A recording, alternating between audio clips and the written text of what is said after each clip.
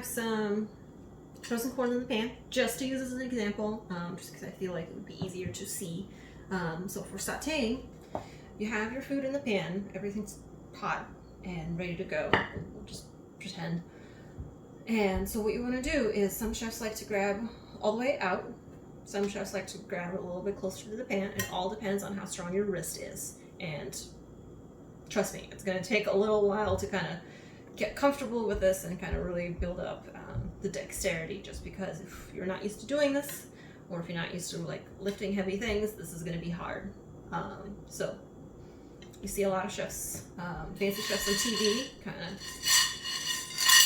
do that. So in order to build our way up to it, so what you want to do is get comfortable, and things are going to fall out, and that's okay.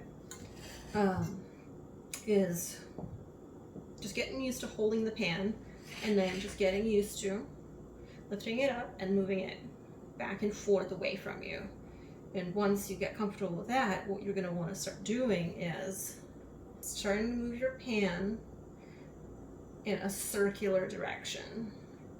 So as you can see, my wrist is doing a lot of work,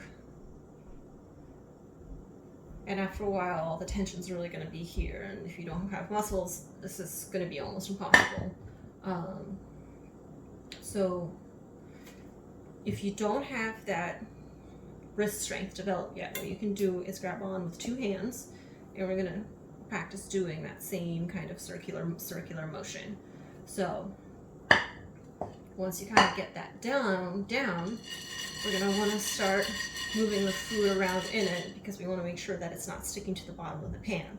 So that's why you see this kind of initial movement, is we want to make sure that the food's not sticking to the bottom of the pan, and then once everything inside is kind of ready to go, what we're going to want to do is do a short, quick jerk movement that's away from you, and then quickly pull it away.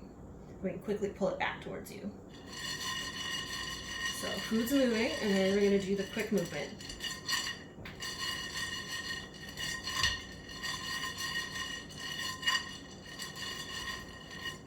And that's how you saute. Okay.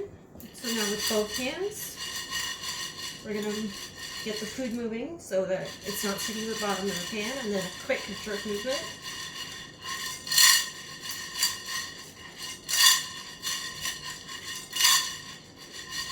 And then after a while, with lots of practice, this will become a lot easier. Don't be afraid that when you first go to do it and things get everywhere, that's completely normal.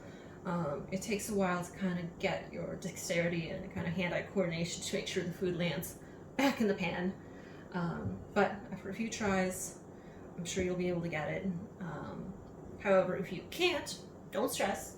What we can do is grab a wooden spoon and kind of do a stir-fry technique instead, and continue moving the food just through the use of a wooden spoon, instead of actually doing the movement of the pan.